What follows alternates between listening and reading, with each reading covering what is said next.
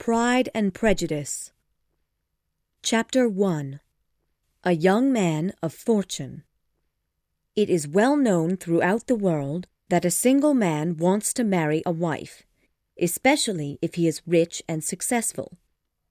Certainly, a mother of 5 daughters who are old enough to marry also thinks a lot about marriage. When she hears that a wealthy man has moved into her neighborhood, she will surely think of him as a future husband for one of her daughters.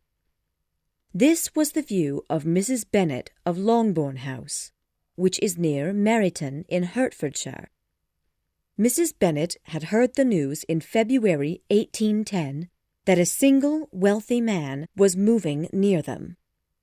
Excited by the opportunity, she decided to tell her husband.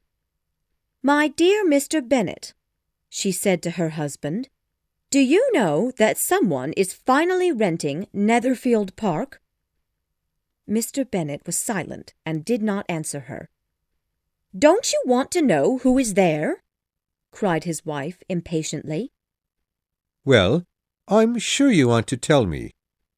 "Well," Mrs. Bennet said excitedly, "Netherfield is being rented by Mr. Bingley. He is a young, wealthy man from the north." "You don't say," Mr. Bennet replied. "Is he married or single?" "Oh, single, my dear," cried Mrs. Bennet excitedly. "What a good fortune for our daughters!" "What do you mean by that? What does this have to do with their fortune?" "Oh, don't be so difficult, my dear Mr. Bennet," replied his wife. "I'm just thinking that perhaps Mr. Bingley might marry one of our daughters." "Is this why he has rented the house?" her husband asked jokingly. "What nonsense! Still, it's likely that if he meets one of our girls, he'll fall in love. So you must go and pay him a visit soon. It's the only respectable way for an introduction." Mr. Bennet stood up and looked at his wife. "I do not want to do that, and you cannot make me, I promise you." "But what about the future of your daughters?" cried his wife, shocked. "I don't see why I must visit him," said Mr. Bennet. "How difficult you are!" she cried.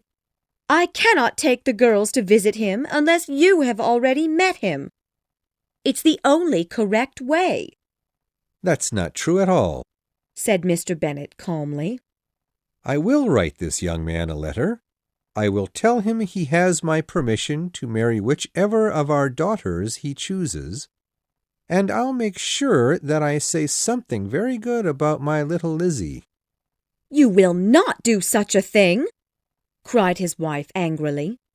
"Anyway, Elizabeth is no better than our other daughters." "Our daughters," replied Mr. Bennet, "haven't much in way of praise or recommendation.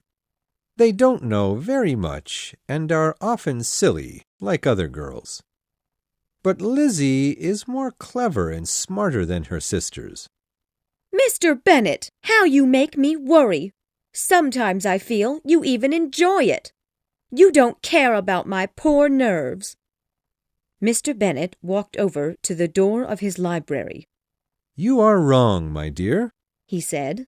"I do have feelings for your nerves. After all, they are like old friends. I have lived with them for 20 years. "Oh," said Mrs. Bennet. She was beginning to cry. "How you enjoy making me worry!" You will have many other chances to see rich young men move into our neighborhood, my dear. So I hope you can forget this." "You have no thought for your daughters. 5 of them. 5! And Jane in her 23rd year. Are they all to be old maids and never get married?" "I'm sure you won't let this happen," he said, and the library door closed behind him. The Bennet family met together in the drawing-room after dinner that evening. 4 of Mr. Bennet's daughters were quite pretty. Jane was the most beautiful of them, but Elizabeth, who was 20, had more spirit. Also, Elizabeth's fine dark eyes seemed full of light. Kitty was their 17-year-old daughter. She was pretty in a thin way. Lydia was almost 16, and she was tall with healthy, red-colored cheeks. 19-year-old Mary was the only plain member of the family. She was thin, round-shouldered, and nearsighted. Because she read too many books, she had to wear glasses. Elizabeth was busy working on a hat when Mr. Bennet said to her, "I hope our new neighbor, Mr. Bingley, will like it." "And how are we to know whether Mr. Bingley likes it or not," asked her mother, "if we cannot visit him?" "Don't worry, Mamma. You forget that we shall see him at the town meeting," Elizabeth said. "Lady Lucas will introduce us to Mr. Bingley if you ask her," said Jane. "Lady Lucas," said Mrs. Bennet, without any hope, "has her own daughter. She'll want him to meet her." "That's not a very nice thing to say about her, Mamma," said Elizabeth. Mrs. Bennet threw up her arms and turned angrily to Elizabeth. "Do not speak back to me, Elizabeth," she cried. "My nerves will not stand it. A friendly introduction at a public meeting will not be as good as your papa introducing himself. He has no thought for your future at all." She looked angrily across the room at her husband. "How can we convince you to visit Mr. Bingley, Papa?" asked Elizabeth nicely. She hoped to change her father's mind. "Please do," said Jane. "Oh, yes, sir, I beg you," requested Lydia. "Leave me out of this request, Papa," said Mary coldly. "I don't wish to go chasing after Mr. Bingley." Mr. Bennet looked from one daughter to the other. "I've already told you. I'm not going to call on Mr. Bingley," he said. "You see," cried Mrs. Bennet. "He doesn't care. Oh, my poor head!" But Mrs. Bennet's complaining had no effect on her husband. Since she was still upset, she began to yell at one of her daughters. "By heavens! Stop coughing, Kitty! You will tear my poor nerves apart." "Do you think I cough because I like to, Mamma?" said Kitty. "Please, Kitty, your mother's being difficult," remarked Mr. Bennet. "Let us talk a little more about Mr. Bingley." "No, no," cried his wife. "No more about Mr. Bingley." "I'm quite sorry to hear that, my dear," said her husband. He was enjoying himself very much. "Why didn't you tell me this before?" Mr. Bennet said jokingly.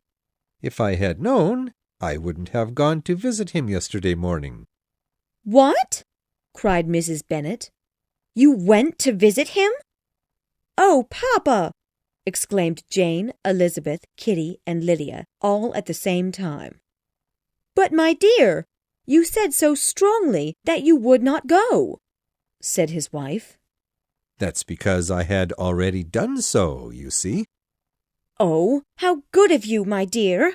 I knew you loved your daughters too much to miss the opportunity to meet with such a man of good fortune. What a good joke to play on us! Oh, my dear Mr. Bennet, how very happy I am!" "Now, Kitty, you may cough as much as you need to," said Mr. Bennet as he left the room. He was very tired after dealing with his wife. "What a fine, thoughtful father you have, girls," said Mrs. Bennet after the door was shut. For the rest of the evening, the girls and their mother wondered how soon it would be before Mr. Bingley returned their father's visit.